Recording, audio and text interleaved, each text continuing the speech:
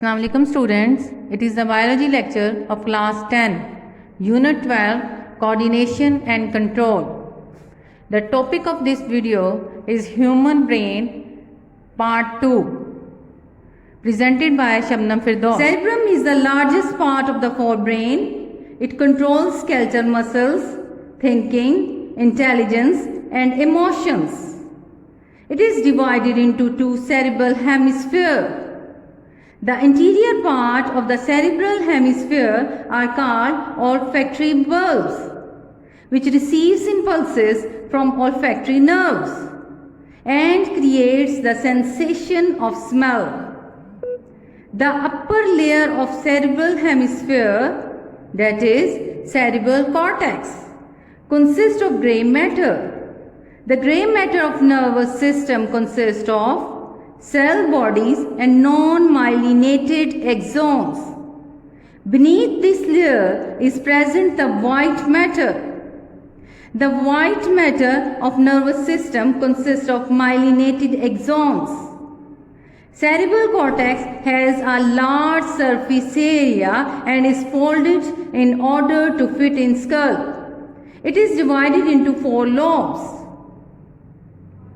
Each lobe has different function.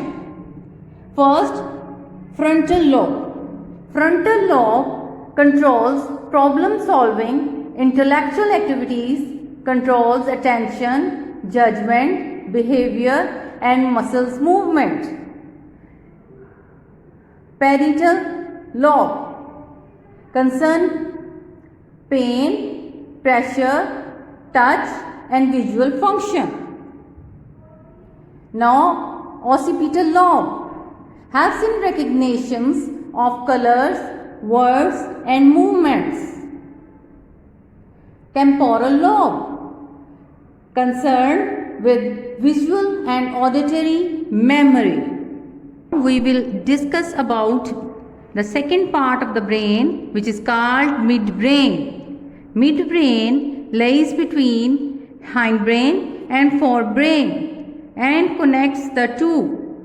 It receives sensory information and sends it to the appropriate part of the forebrain. Midbrain also controls some auditory reflexes and posture. The third part is hindbrain. Hindbrain consists of 3 major parts: medulla oblongata, cerebrum and pons.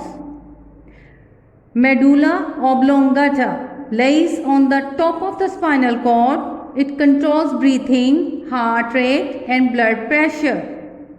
It also controls many reflexes such as vomiting, coughing, sneezing, etc. Information that passes between spinal cord and the rest of the brain pass through medulla. The second is cerebellum. Cerebellum is behind medulla. It coordinates muscle movement. Third is the pons. Pons is present on the top of the medulla. It assists medulla in controlling breathing. It also serves as a connection between cerebellum and spinal cord. I hope you have understood this topic. Thanks.